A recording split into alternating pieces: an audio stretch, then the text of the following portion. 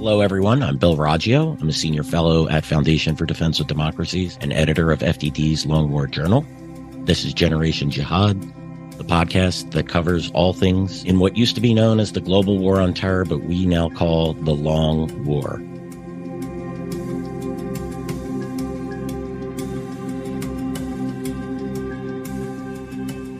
So today I have a special guest, and dare I say a friend of the program. He's Sal.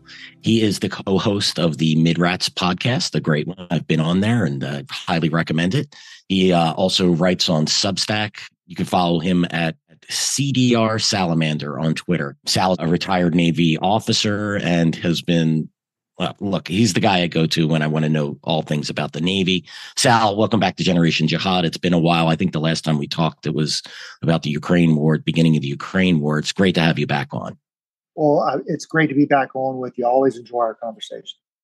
Oh, yes. It's great. And, you know, I woke up this morning, digesting the news of the formation of Operation Prosperity Guardian.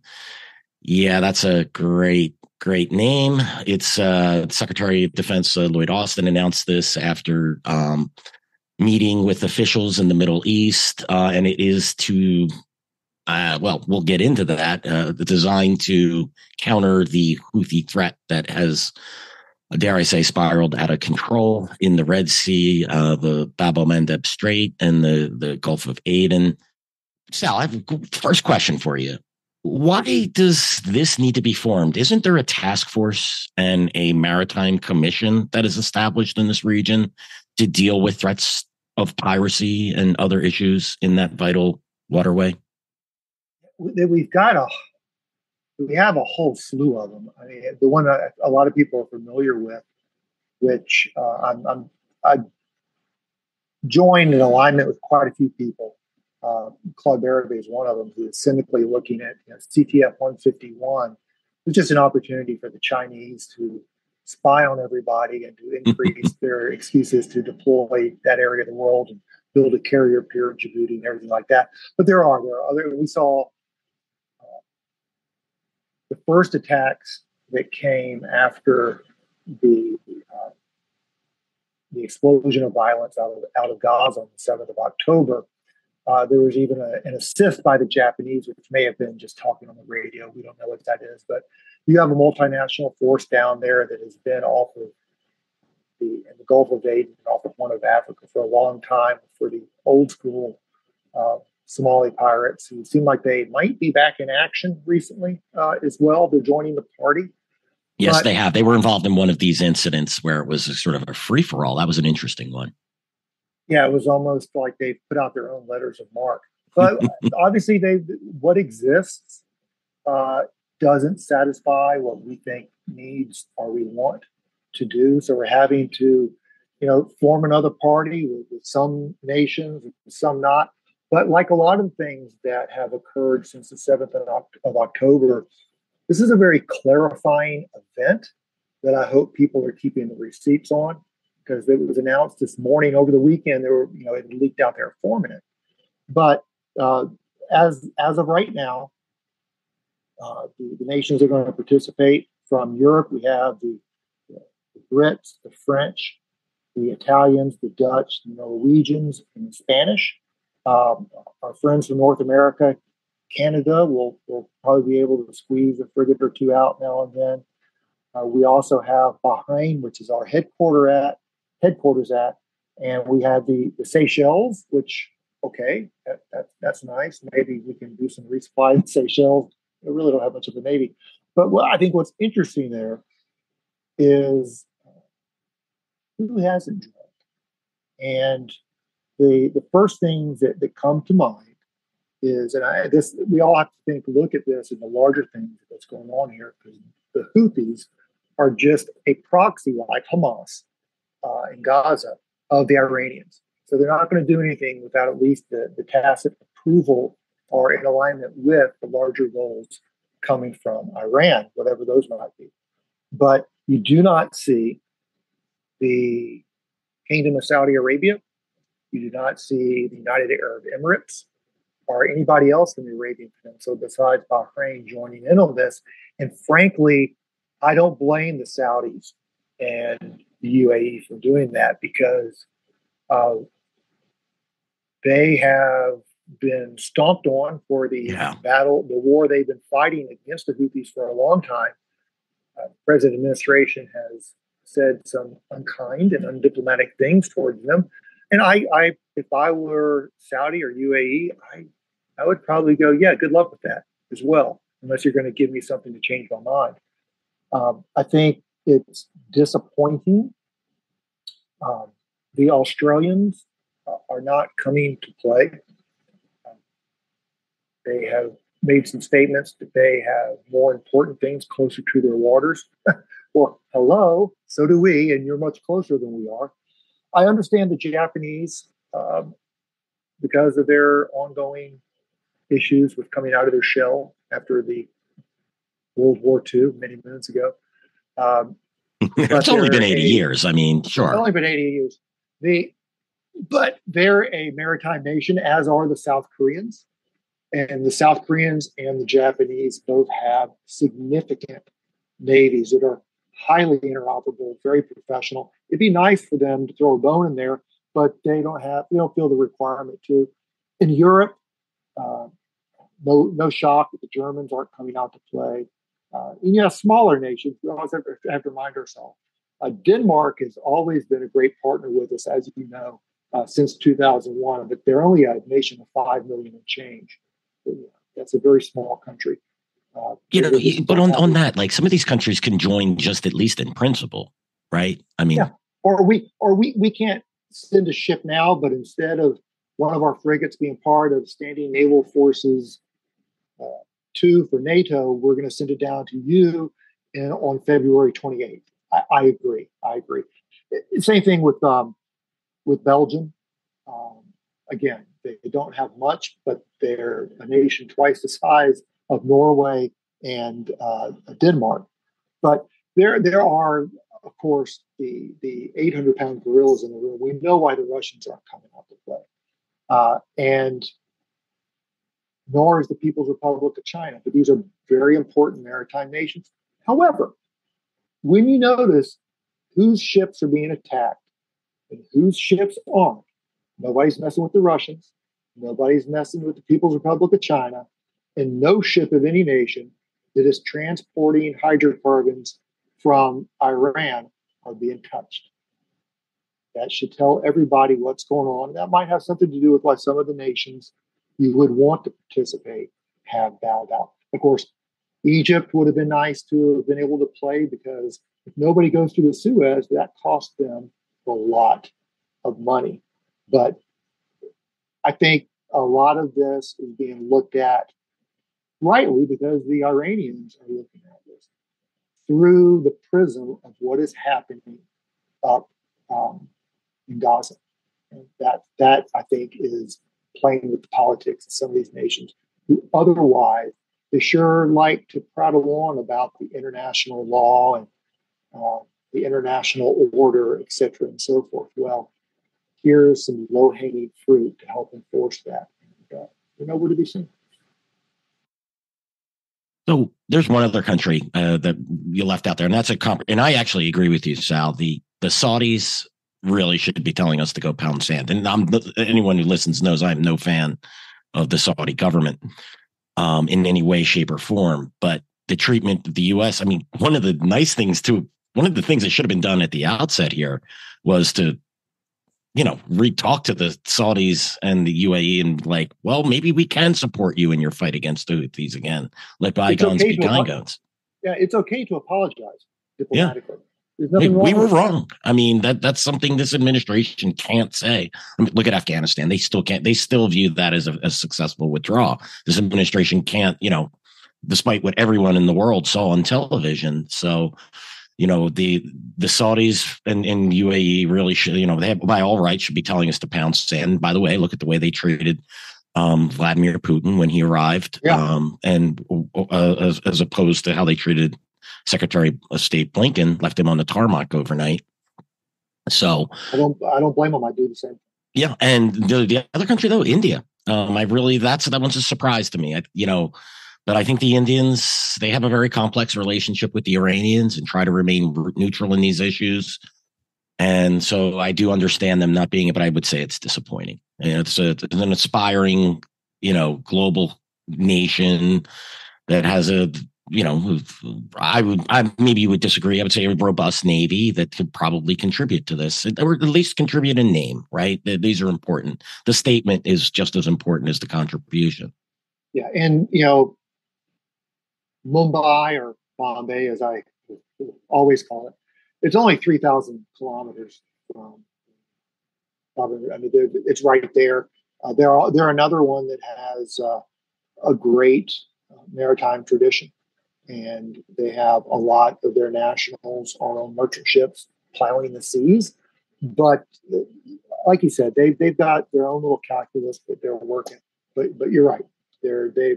They would be a capable partner here, but people have agency, so do nations. Yeah. Well, I think a lot of this, and I don't want to really get into this, is just a result of look, our standing in the world has significantly decreased over the last. Well, you could pick how many years, but I would certainly say over the last 3 to 4 years. Particularly, it begins with in my opinion, with the withdrawal from Afghanistan, and has really gone downhill from there. And it's sending the wrong. If I'm a country, I have to question, why do I get on board with the U.S. train? At this point in time, when the U.S. has proven to be an unreliable ally. I think we're starting to see that in Ukraine. And we've seen that with Afghanistan, and who wants to join in that mess when, the world is becoming a far more complex place. Yeah. And people need to not forget that, as I like to point out now and then, we are physically and neurologically, we are still upper Paleolithic hunter-gatherers. And there's a brainstem response in times of conflict that go back to the days when you had little farmers in the village looking over the hill with a bunch of these people riding on horses. You look to your left, you look to your right. Does somebody look strong, or do they look weak? Are you going to partner with somebody who is shaking in their feet and mumbling? Are you going to stand next to them, or are you going to find a more secure place to go? And you have to look at it from the other end. If you are a predator, and there's no better predator on the planet than human beings, when you sense weakness, indecisiveness, vulnerability, and isolation, that just encourages a predator. And we have nations that are predators on the international scene, and they are going to probe, look for weakness, look for vulnerabilities. And if you are showing the fact that you're not very resilient, they're going to push and prod at you more. And I think that's a lot of what we're seeing here, which is, I keep wondering, okay, we formed this prosperity garden. What is its mission? What's its higher direction and guidance? What is the commander's intent that's going to come out of there? All these nations that are joining, and you know this in Afghanistan, is it doesn't matter how many flags you have outside of the headquarters, but what national caveats are attached to that flag. Oh, the binder. You remember the binder, right? I still get a mile away. For the listeners, that there was a binder of rules, of caveats, which in Afghanistan, of what countries can do what, when they would go out on patrol, when they would have to be back in the barracks, how they would engage. I mean, it was there's articles written about this, and it was absolutely insane.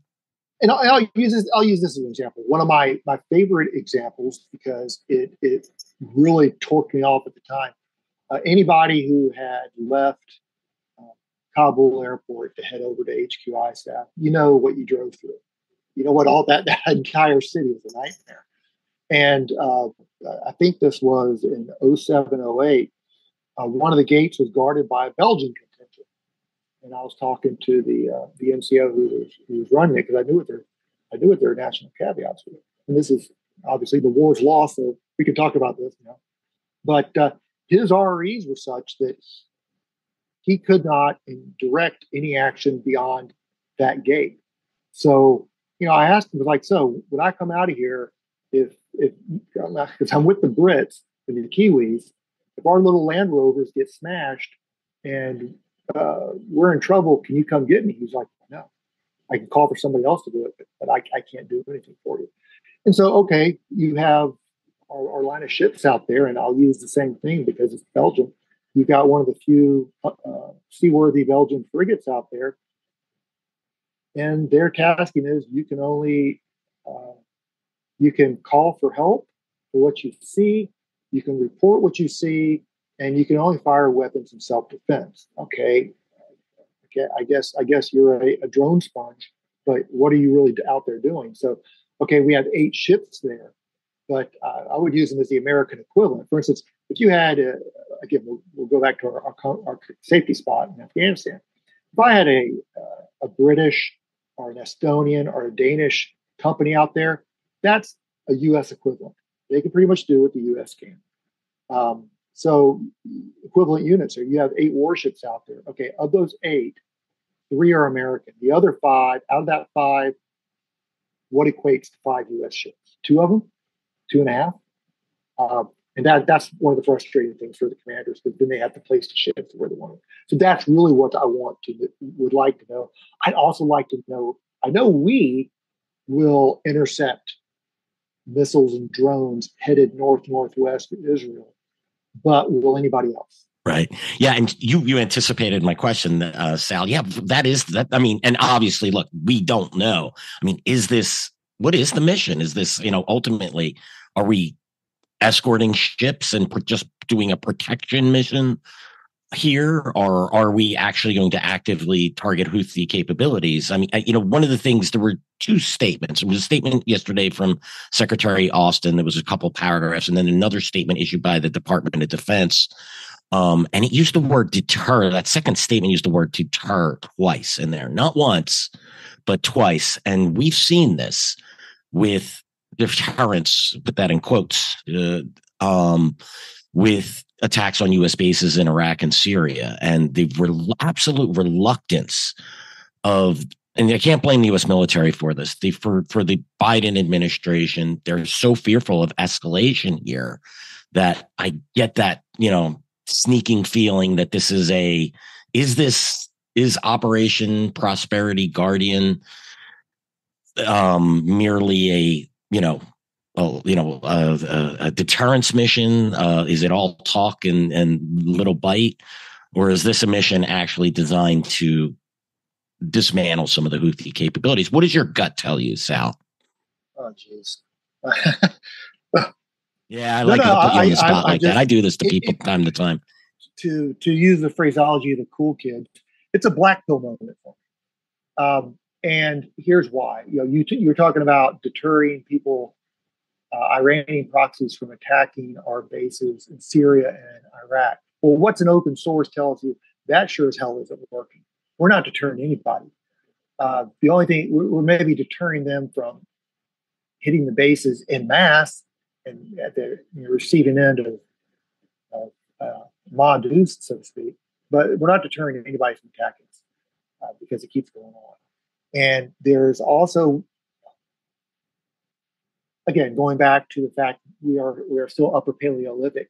From the dawn of written history, we know how to deal with piracy at sea.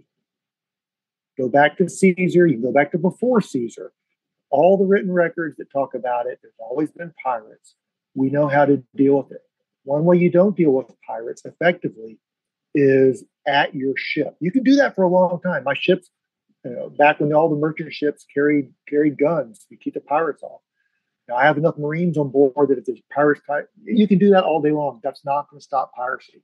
The way you stop piracy, you find out where their ships go into port to get repaired, resupplied, and to get weapons and unload their booty, so to speak, and you destroy it. You destroy it and you kill them.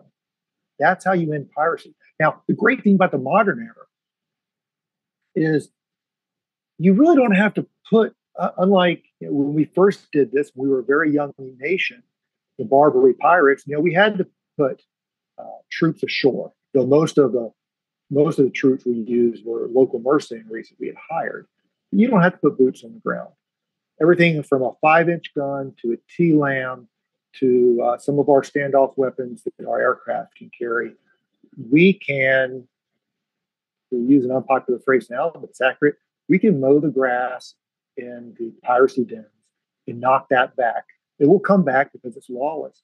However, this isn't going to take place because the Houthis are not idiots, just like Hamas are not idiots, though they overplayed their hand a bit. My understanding is a lot of the Houthi launch areas for their drones and their missiles are located in civilian areas. And if you have a military senior leadership, civilians, the uniformed leadership will do what they're told to do.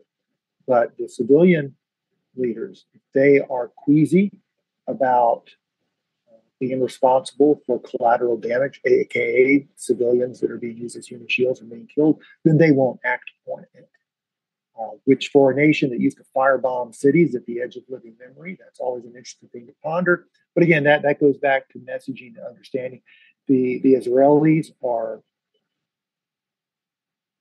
being quite honest and direct about it. I think that's effective, saying we don't want to do this, but if we have people launching missiles at our cities and they're doing it in the middle of civilian neighborhoods, we'll tell everybody to leave.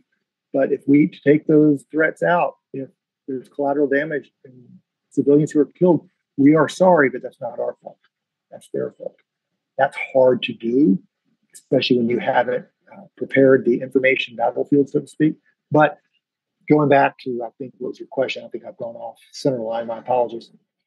No, it's fine. And, I'm with you, Sal. That's a conversation, a whole nother conversation of what is war? I mean, it's just been mutated to the point where one civilian killed in a war is war crimes. I mean, Hamas doesn't want a war. Don't start one. And, but here we are. And, look, my solution to piracy, look, you're a Navy guy. Do they still have yardarms on ships? We can make some. If not, they should install them. And then you start hanging pirates because that's what you do if you want to stop piracy. Like what we pussyfoot around now these days and just, we can't do this and we can't do that. And they need a trial and catch a pirate trying to hijack a ship, hang them. You want to see piracy decrease? Display the bodies of 10 dead pirates every week and it'll stop. You want Houthi attacks to stop? Start targeting their civilian leadership. Go after the top leaders, the political leaders, not just the military. Yeah, you want to try and sweep out their Scud sites and their anti-ship ballistic missiles and the cruise missiles, and those things should be targeted. But you go after the capacity. Sure, they're not stupid, but at some point, and this is another question, Sal, and I'm going to ask it, but then to get back, I think you did answer the question. We don't really know. And basically, this administration is very hesitant to do what we're talking about right now. Where's this? You said it. Where's this all really coming from? It's all coming from Iran. The Houthis aren't doing this out of their blue, out of their love and support for Hamas. Sure, there's an aspect to it, but they're doing it because they get the green light for Iran. And, maybe a response needs to be given to the Iranians as well. I mean, you know what? Like, this has always bothered me. And I've said this on Twitter and people get accused of being a warmonger and whatnot. I would just ask the Iranians if they like their Navy. If they like their Navy, they could keep their Navy and you could tell the Houthis to stop. That would be my response. And I mean, that's an easy target for the U.S. military. And we just talk about how we don't want to escalate. We don't want to do this and we don't want to. And meanwhile, as you note, all they do is smell weakness on us. And you got to look at the baseline. Piracy it's a cost benefit analysis. What is my gain versus what is my risk? And you can look at, and then again, this will go back to Queen Elizabeth I, her period of time. You can have individual pirates, which are, some people argue with me on this, but I think in broad terms is correct. In the modern day, that's what you see off of Indonesia, and that's what you see off Somalia. You also have state-sponsored piracy. well, who was it? Sir Francis Drake or Sir Walter Raleigh, and all those great Elizabethan naval leaders. From the Spanish point of view, they were pirates because that's what they were doing. They were attacking the Spanish Main, and they were kind of grumpy about it. You have to decide, okay, so what are you looking at here? Are you looking at state-sponsored piracy or individual piracy? State-sponsored piracy.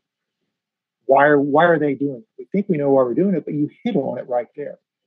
You have to make it such that those who are deciding to go through with it decide, I'm not getting the juice for the squeeze that I thought I was getting here. That means you break their stuff, and it's unpopular to say, but that's the way humans work together. You kill their people. Until you start making this uncomfortable for them, they're going to go there. And there's a larger issue at play here that has echoes. We're talking about smelling weakness. And again, I take this personal because anybody who wears the naval uniform, this applies to them. We being the U.S. Navy, but really we being the Western navies, all my NATO buddies and my Japanese friends and my Australian friends who aren't in NATO, I'm speaking on their behalf as well. We cannot allow state-sponsored actors, much less unlawful combatants or pirates, whatever you want to call them, feel that they can fire on our ships at leisure. And our response is, you fired at me 10 times, well, I shot down 10 times, nothing hit me, we're good. No, you shot at me 10 times, I'm eliminating 10 of your docks, all of your ships. And your deputy leader happened to go get coffee at the wrong place because we were monitoring that camp. So we just put the flying Ginsu through his forehead. You have to make that point with these people, because if we establish a precedent that it's okay for you to take pot shots at U.S. warships on a regular basis, next time it's not going to be off of Oman. It's going to be off someplace else.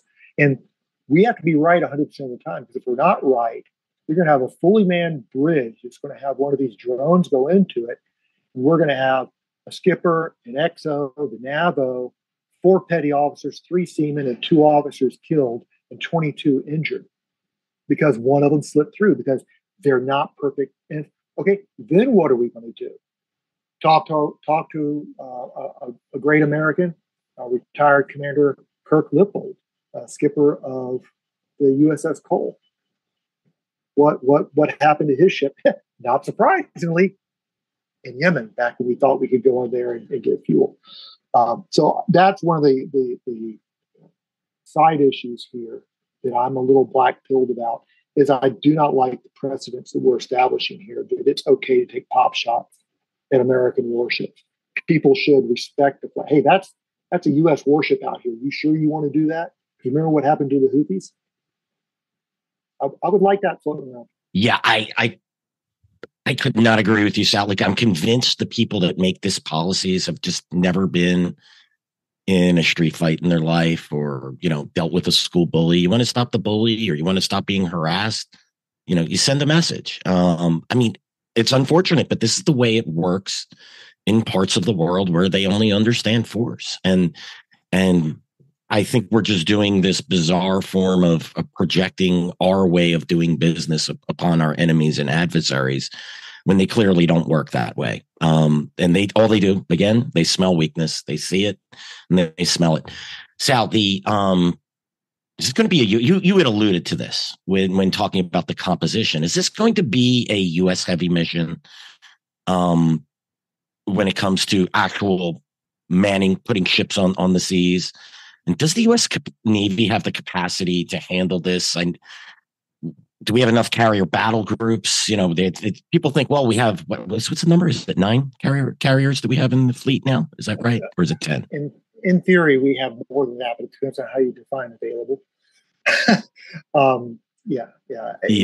10 is a comfortable figure to go with. Some people argue we really only have effectively 9, because things that are being built, things that are in the shipyards. And of course, even I always say it takes 1 to make 3, but my friend Brian McGrath says, no, actually it takes 4 or 5 to make 1. I was like, okay, technically that's true, but we're trying to live in a perfect world. But you bring a good question. For instance, The original um, forward carrier strike group, one of the destroyers that deployed with her was the USS Ramage. She returned back home on December 4th after a 214-day deployment. Now, the rest of the CSG, some of these names will sound familiar for those that are tracking what's going on in the Red Sea. In that carrier strike group, they had one cruiser, the Normandy, and they had the additional destroyers, the Carney, the Hudner, and the Roosevelt. Now, the Carney and the Hudner have all been down in the Red Sea recently. That leaves the cruiser Normandy that I saw was in the Med with the Ford, and probably the Roosevelt. I had been tracking on the Roosevelt. But in the last 2 weeks, and I put this up on my Substack if people want to look at it. If you look at some of the in shots, you have the Norfolk-based USS Laboon. She in chopped the Mediterranean, which means coming through the Straits of Gibraltar, headed east on the 11th of December. You had Arleigh Burke, Hull 1, that's stationed in Rhoda. She in chopped on the 10th of December, the day before that. You had the Arleigh Burke class destroyer, the Delbert D. Black, DDG 119. She in chopped on the 14th. She just got back from an 8-month deployment in April. So that poor group of folks, they had a really short turnaround. That means they probably got under. But none of this has anything to do with retention problems and recruitment problems in the U.S. Navy. I'm sure not, Sal, and of course, we had the Sullivans. She entered the Mediterranean on the 17th December. She's the one that just got back from a 4-month deployment in February. She's also home ported out of Mayport.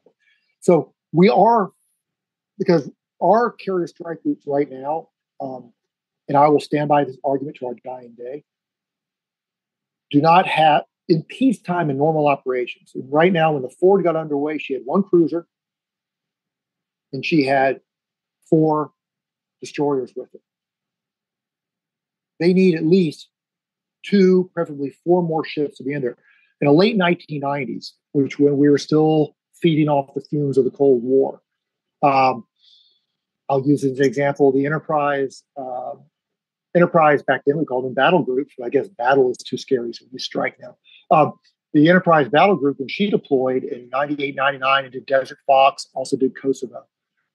She had 2 cruisers, 2 Arleigh Burke class destroyers, 2 Spruance class destroyers, 2 frigates, and 2 submarines that were attached to her. So that gave her a lot of ships to do things with. So what you do in this case, if you have to take 2 of your 5 escort ships, and one of them is not going to be the cruiser, that has to stay next to the mom, you send them into the Red Sea, you're assuming a lot of risk in the Eastern Med, unless you can bring in more destroyers, which I think what we've seen here in December is it takes a while to get folks underway, especially if they just got back from deployment, which is what you saw with the Black and the Sullivans. They're coming in to backfill the Ford strike group, and also probably some of these ships we're going to see be part of this Prosperity Guardian. We just don't know when the other ships will arrive. The French will probably show up pretty fast. The Brits already have a ship there. We might see some ships that are already attached to like CTF 151 or CTF 150 detached from there and attach to Prosperity Guardian.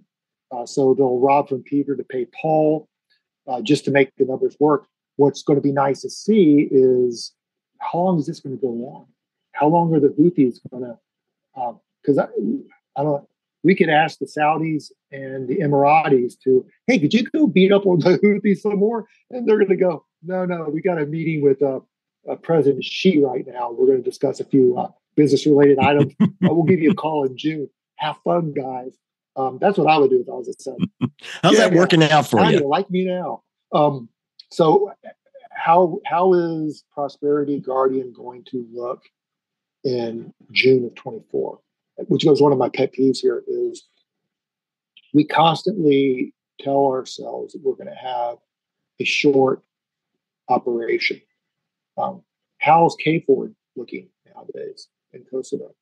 Um, how's that complete withdrawal from Syria looking? How's that complete? It just goes on and on. So we need to be looking long term. Yeah. U.S. mission in Somalia. Look at just Task Force 151, as you talked about, right? When was that stood up? Well over a decade ago. Oh, by the way, we're robbing Task Force 151 to go to Operation Prosperity Guardian, which I'm never going to say properly. Maybe we might start seeing some increase in Somali piracy. I wouldn't be shocked if the Iranians were starting to shoot some money across the table for them to step up their operations as well. I tell you what, the Houthis aren't going anywhere anyway. They're not. Please correct me if I'm wrong, but I think it was 2016 is when the USS Mason was engaged by a couple of Houthi-launched anti-ship cruise missiles. That was fun. So, that's what, 4, 5, 6, 7 years ago? Yeah. Yeah, I think the first Houthi attack on a U.S. warship was somewhere around 15 or 16. And did we? We're talking almost a decade ago. My dear friend Bill, did we do anything against the Houthi that might discourage them from attacking us at some point in the future when it was convenient to them?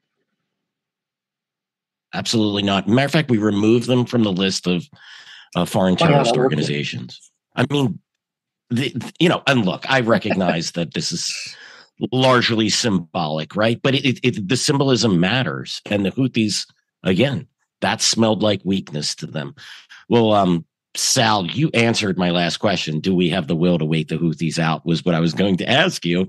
Obviously, I think where we both lean. I mean, they're not going anywhere. We can beat back their capabilities, certainly. I do believe the U.S. Navy has the capability to do this, and especially if supported with others.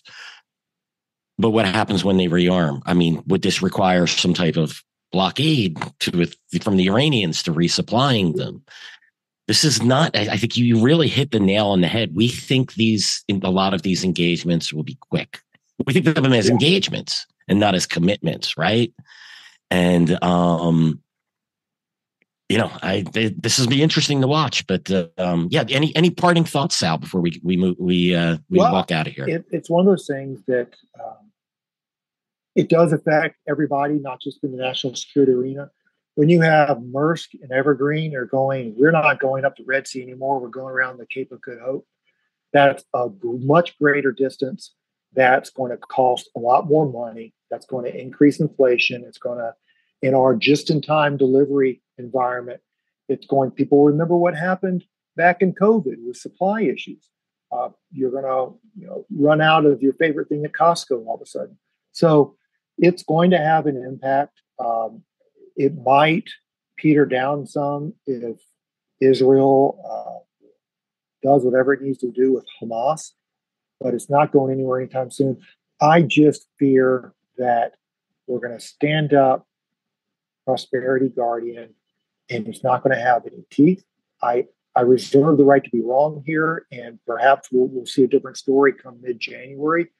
But we, the imperial we here, as human beings, whether you look at ancient Chinese writing, they know. You look at Western writing, we know. We know how to deal with pirates. The Houthis have to be treated like we've dealt with pirates for thousands of years. And until we do that, they're going to be there, and they're going to be a nuisance, and it's at their convenience. And I wish somebody would go make nice with the Emiratis and the Saudis too, because we don't need to put boots on the ground, but there are other people who might be interested in that, but maybe not. More than willing, or at least they were. Yet, Sal, that's, look, I can't count how many times since I've been doing this professionally that I wished I was wrong. I'm sure you were in the same boat. As a matter of fact, I know you're in the same boat.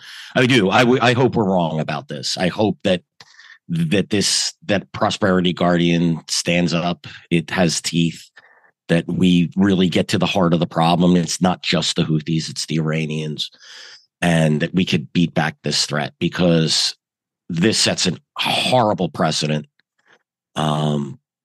just in so many ways. And it's going to hit. It's going to hit us in our pocketbooks too. I mean, that's probably the least of the problems. And if things spiral, and things get worse on the high seas, it's going to cost us more and more. And these are problems that cannot be just dismissed like this administration wants to dismiss. And the other thing too, quick Sal, I'm really shocked that he's taking this risk in an election season coming up. If one of these, as you noted, it only takes one to get through. If we have dead sailors, dead officers, a ship that's taking on water, that is going to look really bad. And, if the prices of everything starts going up because of this, that isn't helpful either. So he has political consideration. That's not something that we'll talk about here at Generation Jihad, but there are real political considerations that I'm really surprised aren't being taken into account when, aside from doing what's right and what's in our national security interests, but like from a political point of view, you really might want to think this through, President Biden. I think probably what we're looking at when you look at the worldview of his advisors and his administration, they are probably willing to accept the risk of that than to accept the risk of being seen as a combatant in alignment with the goals of the Israelis. They can't even keep their White House interns inside the ideological lifelines. Yeah. So great point. They're probably will risk having a bridge blow up and some sailors die as opposed to doing anything more kinetic that might be contrary to our larger ideological preconceptions, so to speak. So elections have consequences, and maybe they're right and maybe we're wrong, but we'll find out. Yeah. Sal, thank you so much for joining us today. It's a pleasure. I got to get you back on soon. Let's circle back in a month or so. Let's see where this is. Really interested. I'm glad everyone got to get your perspective on this. Again, I woke up this morning and I was like, I gotta talk to Sal. So thank you so much for answering my message and being timely and flexible and getting on the show. Well, Bill, it's been a real pleasure, and I've enjoyed talking to you. And hey, if I don't talk to you now and then, I hope you and yours have a great Absolutely, Sal. Merry Christmas, Happy New Year, Happy Holidays to you and to all of our listeners at Generation Jihad. Quick reminder here. Make sure you follow Sal at CDR Salamander on Twitter and check him out on Substack and give his show Mid-Rats. If you're a Navy nerd, you like that stuff, and it's a lot more than that too. Give Sal a listen. It's well worth your time. Trust me on that one. Thank you, everyone, for joining us for today's episode of Generation Jihad. Just a reminder, you can find us on YouTube, Apple, Spotify, and anywhere else you listen to podcasts. Make sure you subscribe and leave us a review. Thanks again. We'll see you all again soon.